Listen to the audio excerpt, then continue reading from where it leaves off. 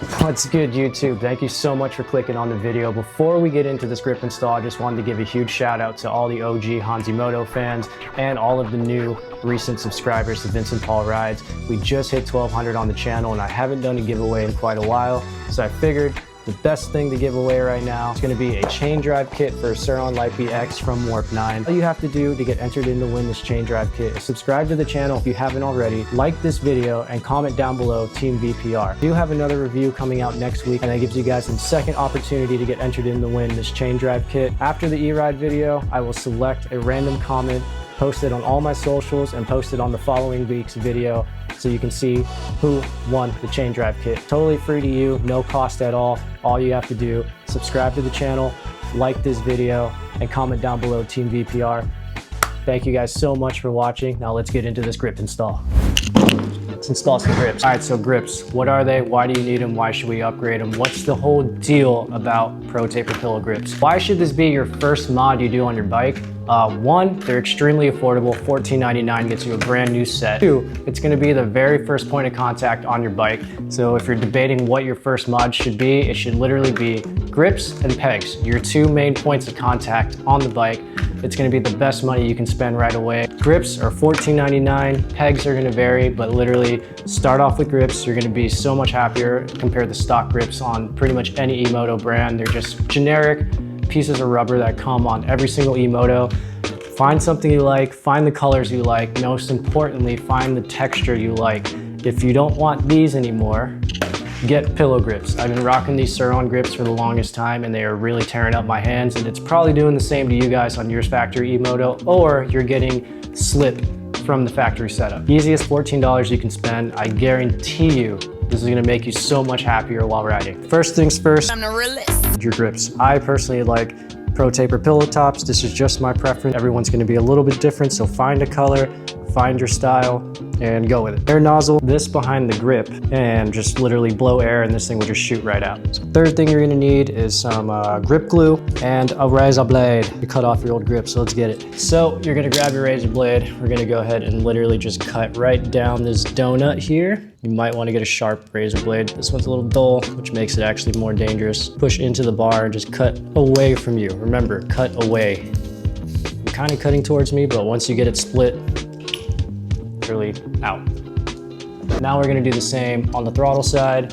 I'm gonna break my own rule and I'm gonna cut towards me now because of my camera angle and all that good stuff. That's what I'm gonna do. Literally same concept, just cut. Once you kind of break it off, you can kind of just peel it right out. Boom, hold grips out, less than 15 seconds. Now is where things are gonna get really loud. This is the compressor I'm using. This is probably overkill for what I'm using it for. You can literally get a small donut one for like $29.99 from Harbor Freight. It's gonna get really loud. Or not, because I already have air in it. Two sides to your grip. There's gonna be a bigger side and a smaller side. So as you can see, there's a bigger hole and a smaller hole side by side. The bigger hole is gonna go on the throttle, skinnier, straight onto the bar. Take your grip glue, just put a little bit on the throttle side.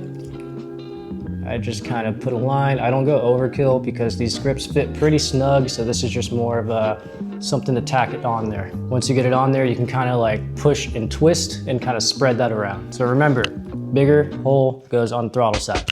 Make sure you got the bigger hole. So kind of work it on the throttle side. You just kind of want to get it started. Get it barely on there. Now we're gonna grab our air gun. Mine has a crack in it, so you're gonna hear a lot of noise. Put it in wherever you can, send air through it, and push at the same time.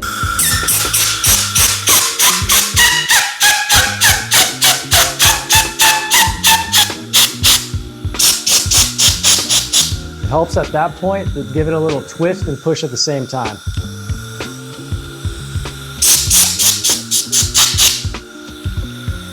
Feel that you're at the end. Camera overheated, so let's go ahead and finish this up.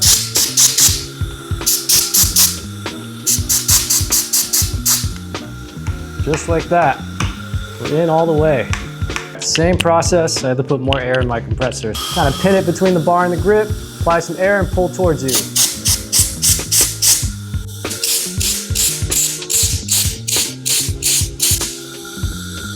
So it gets binded up, just pull your nozzle back out, readjust. It does help if you give it a little twist while it's going in. This also spreads the glue around as it spins. Just like that, feel the edge of the bar. If you feel like you got a little more room, just send a little more air in. Last spin. If there's a little more room. And that's it. There you have it. You just installed grips in less than 7 minutes. Best bang for buck mod you can do. This is something you're gonna feel every single time you ride, and then it's just also gonna take away some hand fatigue. Boom. Left side, right side. All right, now we are inside in the nice, cool AC. A couple updates coming. The Ron is actually getting sold tomorrow. They did watch my YouTube video, so I don't know if I'm actually selling it to a viewer.